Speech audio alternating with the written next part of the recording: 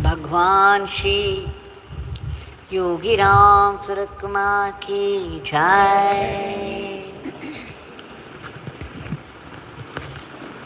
Yogiram Surat Kumar, Yogiram Surat Kumar, Yogiram Surat Kumar, Jai Guru Raya.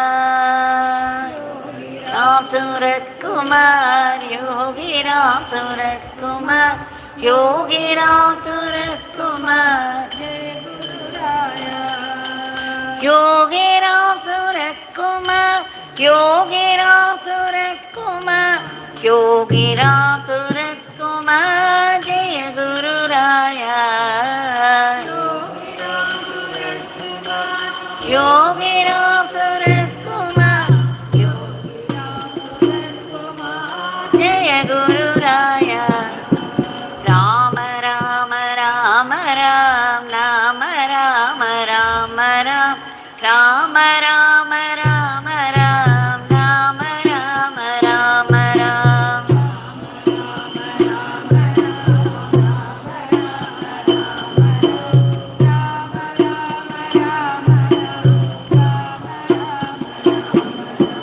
Ram Ram Ram Ram, Ram Ram Ram Ram, Ram Ram Ram Ram, Ram Ram Ram Ram.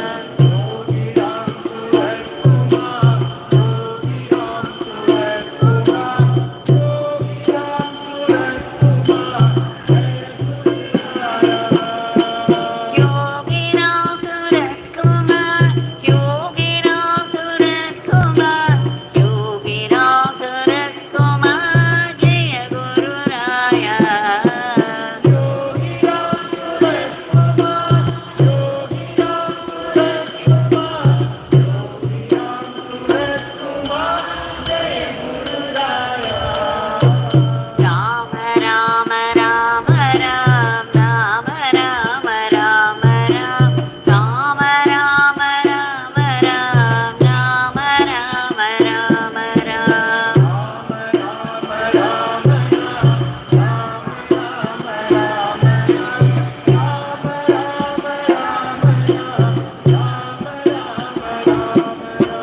Rama Rama Rama Ram Rama Rama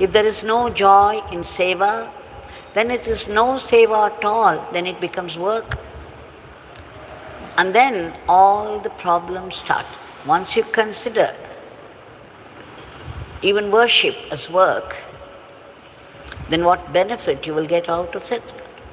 Instead, the work must become worship, as Swami Vivekananda said.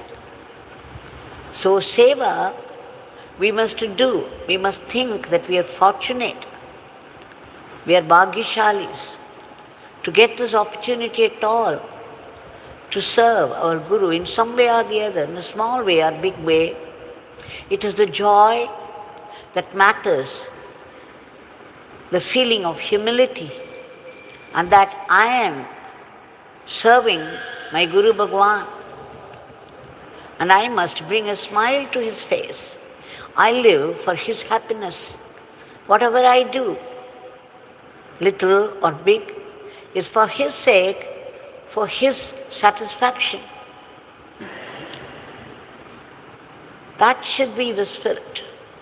Then it does not matter who you help, who you serve, because you are serving only your Guru.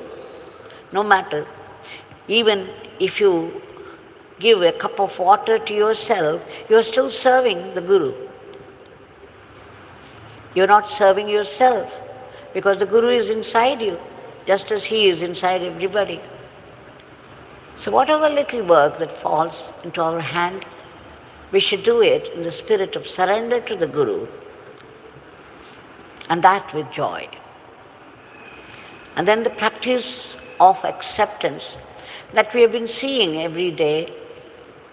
Whatever life brings to you, be it a joy or sorrow, you learn to accept it as a blessing from God, because it's He who runs the whole cosmos with all the infinite details and so meticulously, with such precision and order and beauty. So, whatever comes, Bhagavan said, my Father alone exists. There is nothing else, no one else. And therefore it is Father, the Supreme Father, who has taken the form of all creatures. It is He who has become the cosmos. It is He who has become all the creatures in the cosmos. And so, it is He who is running our lives, each one's life. It is He who is playing our roles, established inside us. The indweller, Chaitanya, is activating your very breath.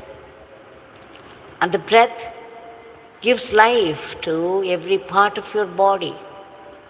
But for the presence of breath, the whole body would be fit only for burning or burial. Now, who put the breath there? Who created your body? How dare you say it is your body? You have done nothing to create it. You have done nothing to make it breathe. It is He who is activating your body, your mind, your intellect, your ego. Once I asked Bhagavan, if Father's will is at work all the time, how is that you are a Mahatma and others are ordinary Atmas? He said, in a Mahatma, God works directly because the ego is totally absent. The ego has been destroyed, and Father takes over completely and He works directly. Whereas in all the ego Atmas, He works, it is Father who works through the egos. He activates your mind according to the vasanas, the bundle of vasanas you have created for yourself over janmas. And the mind in turn activates your body. According to the vasanas, you get thoughts, and then you present them in words, and then they become actions. So in truth, it is Father alone, and there is nothing else, no one else. So, we understand that everything that happens, happens by the will of God, and whatever happens, happens for our greater good, for our closer kinship with God. It happens because it's necessary. Necessary for what? For our spiritual growth. And therefore, it's a definite blessing. So we learn to accept. We struggle and try to accept whatever life brings to us, be it a joy or sorrow, as Ashirvad, as a blessing from God. So these are the practices that we have been seeing, and now I have already told you what pradakshina is, that when you go around the murti, you do it in the spirit that the murti is the center of your life, that God is the center of your life, Guru is the center of your life, and that you and your life revolve around the Guru. So while we do pradakshina, we chant the name and pray, Bhagavan, be the center of my life. Let my life revolve only around you, not be drawn away by the snares of Maya. So this we saw, and today we'll take up Namaskar. There is what they call Pranam, Namaskar, Sashtang Namaskar, Dandakar Namaskar, all that. Now we all know Danda means chadi, a stick. And we know the stick has been taken away from a live tree, a living tree which has got thick foliage, flowers, and then fruits. But once you cut a branch and make a stick out of it, it becomes lifeless. And because it's lifeless, it cannot bend. It stands very stiff. Now when a human being is filled with ahambhav, arrogance, ego, then we stand stiff. We don't want to prostrate before anybody. We don't think anyone is greater than us. So, when the minute you remove your hand from the stick falls immediately, quickly, and the whole length of it is on the floor. So when you give up the ego, then the body, which has been stiff like a stick, you fall on the floor. It is Dandavat. It is Dandakar, Namaskar.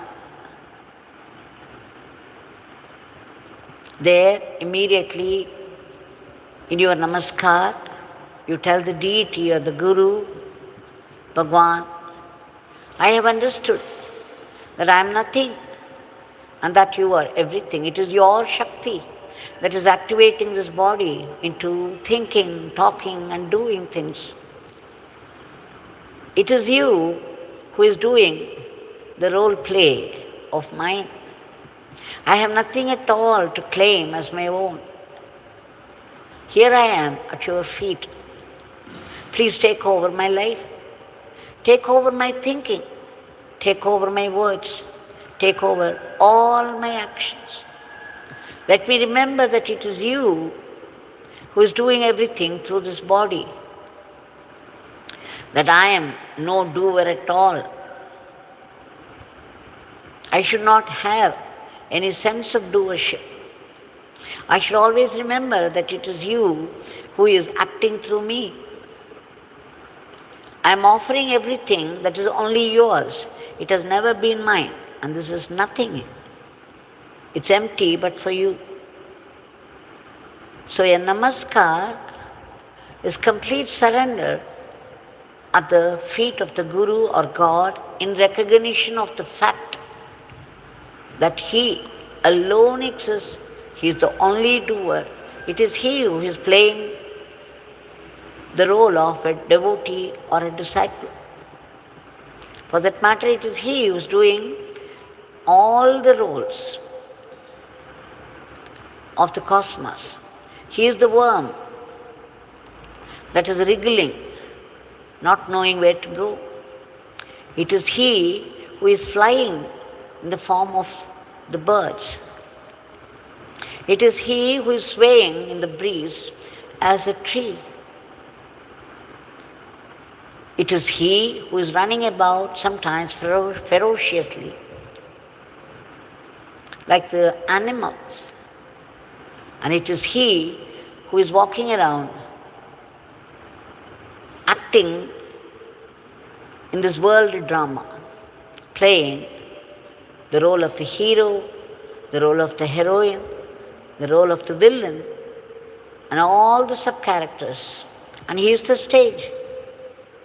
He is the costumes. And it is He who speaks the dialogues through all these people. And He is the stage, and He is the audience. It is for His own delight He is putting up this drama eternally, from eternity to eternity, on the world stage. So I am nothing before you. You please take over and run my life. So it is called Dandakar.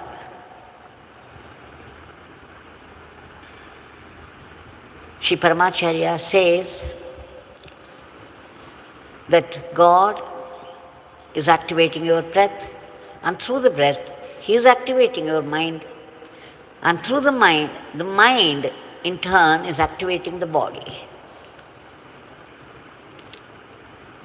So in which case, this manas, what does it do? It's going after all the worldly things it desires all the time. It's very difficult to bring it back inside, to concentrate on God. All the time it's wandering. So if you take this ma, na, and reverse it, it becomes na, ma. So he says, you turn this manaskar to namaskar. Then the wandering mind is left at the lotus feet of the Guru or God, and then it comes under control. So the manas must become namaskar. So this is very important.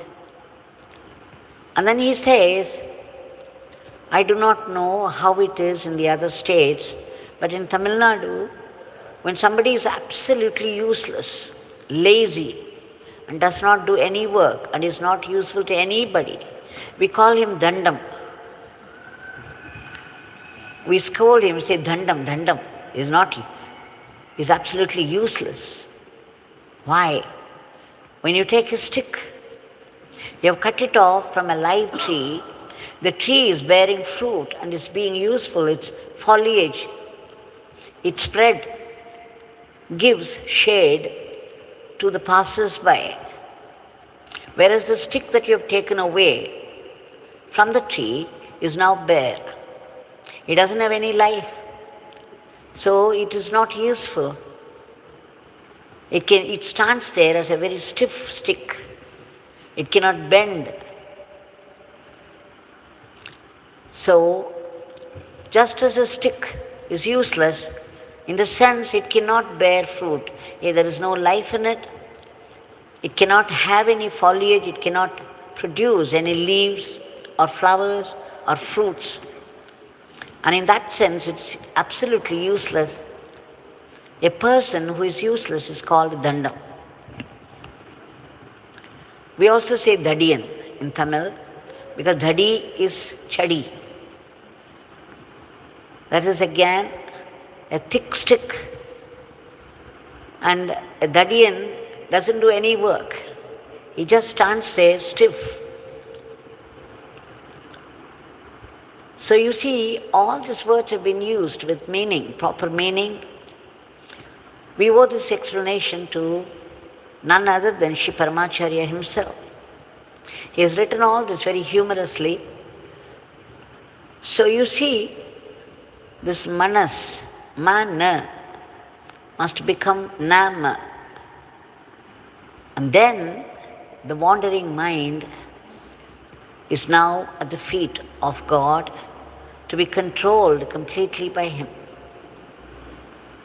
So this namaskar, Paramacharya goes on to say, if you do not understand the tatparya, the meaning of namaskar, it's no use doing namaskar.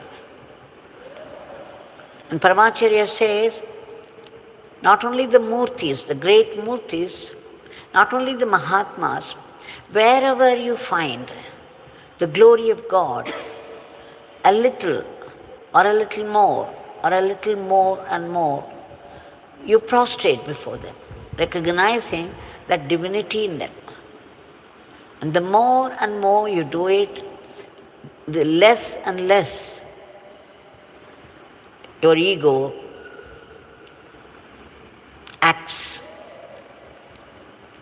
Less and less powerful it becomes. So he says it's absolutely necessary. In one place, or Bhagavan Yoginam Sarit Kumar says, when somebody prostrated before him, he said, is it so easy as this namaskar? This namaskar is of no use to me. You do as I say. Follow what I say. Practice what I say. That is true namaskar. You have to surrender to me. Surrender is the true namaskar. Well, if we cannot surrender, it is still okay. But to the extent possible, let us remember the meaning of namaskar when we do namaskar. Our Bhagavan has given a huge concession. He says only do as much as you can. The rest will be seen by my Father. What a gift of grace. So, namaskar, it's also called Sashtang Namaskar, because when you fall down with all your 8 parts of the body touching the floor, then it is symbolic of the surrender of your ego at the feet of God, at the feet of the Murti, at the feet of a Mahatma, a Guru Mahatma, a Guru Bhagavan. So when we do Pradakshina, let us remember and pray, Bhagavan, let my life, let my mind, let everything about me revolve around you. You are the center of my life. And when we do namaskar, let us remember that you are offering your entire being at the feet of God to do what He likes with you. And that in the spirit of surrender. And this we do only as much as possible for individuals. The rest will be seen by the Guru himself. When you have total devotion to the Guru, it's called Ananya Bhakti. Then you do just one part of the tapas, the Guru will make it 1,000 and put you on a pedestal. If it is Ananya Bhakti, you have no attachment to anything else except your Guru or God, then even a little tapas will bear enormous fruit. Ramakrishna Paramahamsa says, I have done 16 annas of tapas. He told his devotees, his disciples, I have done 16 annas of tapas. It's enough if you people do 1 anna of tapas, and you will get the same. So these great Mahatmas have come down to simplify sadhana for us. So the sadhana, like Bhagavan says, the nama chanting, should not be underestimated. People say, oh, we do Atma Vichar, we cannot chant the name. There was one particular incident I remember. In the beginning, when the ashram started, Sadhu Bhojan, there was one sadhu, he was an Advaitin. So when he came into the hall and saw the rest of the sadhus sitting before the banana leaf and singing the name Rama and Arunachala Shiva and Yogi Ram Sarat Kumar, he got disgusted. He told his friend, why did you bring me here? This Nama chanting is not for me.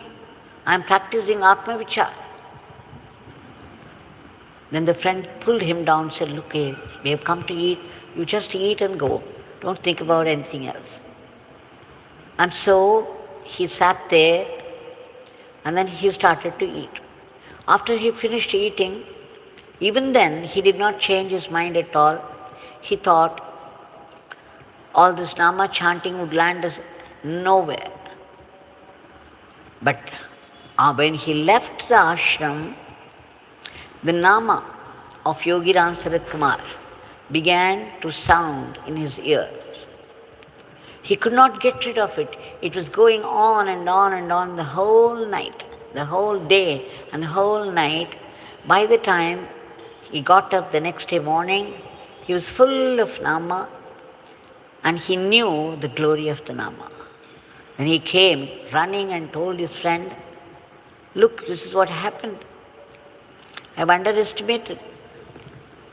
Now, Yogi Ram Sarat Kumar has proved that Nama chanting is no less. Because of this Nama chanting, I feel such peace and silence in my heart. This Nama chanting has given me more silence than my Atma Vichar. Because there I was struggling.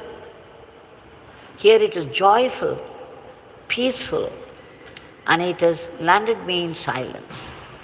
So you see the magic of the name. Let's remember all this and now offer our today's prayer at the lotus feet of Bhagwan.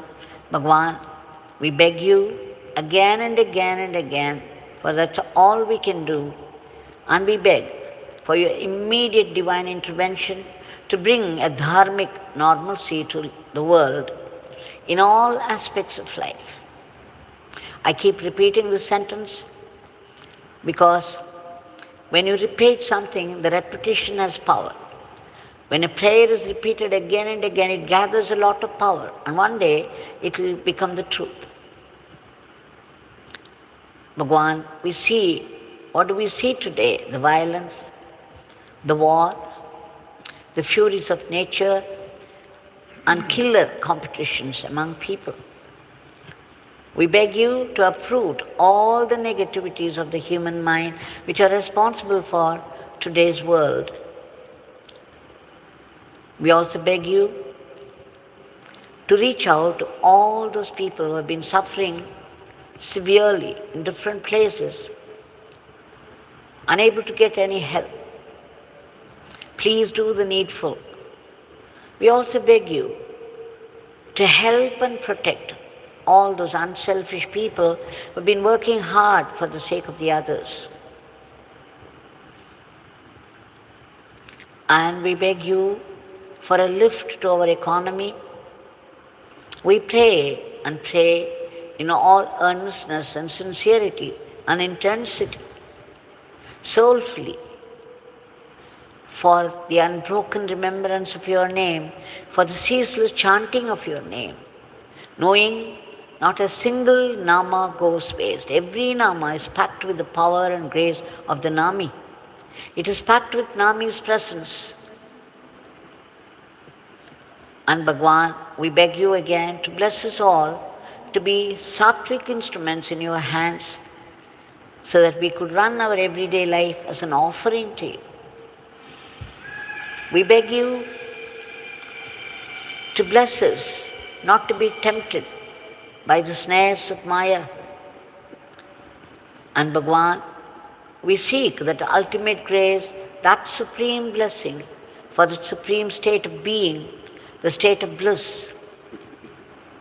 the state of Ananda, which is independent of any one person, any object. But then we need to be purified. We take refuge in your Nama, Seva, and the practice of acceptance, so that we would be able to feel your presence, your living, vibrant presence everywhere in everything. Be able to recognize your sankalpa, your will, behind all the happenings of life. And Bhagavan, more importantly, please bless us, enable us to see your hidden grace even in the most devastating experiences of life. Every adversity that we go through in life, every suffering, is because of our past karma. Whatever we gave to people in our past janma, we have to go through ourselves. Yet, we always blame you, saying, Bhagavan is giving me, Bhagavan is testing me. Why is he giving me trouble?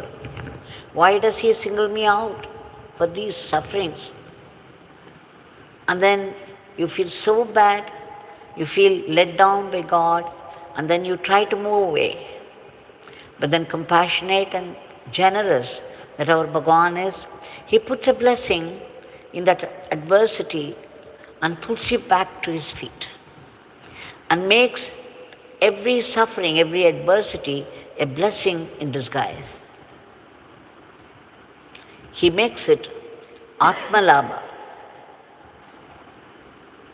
It's meant for your spiritual growth, for your closer kinship with God. So let's be grateful to God even for the adversities of life. And Bhagavan, we beg you for all the species of the cosmos, in whatever state of being they are, to be free from that state of suffering and be lifted to a higher plane. Finally, we seek that freedom, that liberation from the vicious cycle of births and deaths, from the vicious grip of the ego, the I and mind that ever rules our lives, so that we be blessed with eternal living and eternal servitude to you, the eternal supreme power. Jai Yogiram Sarat Kumar.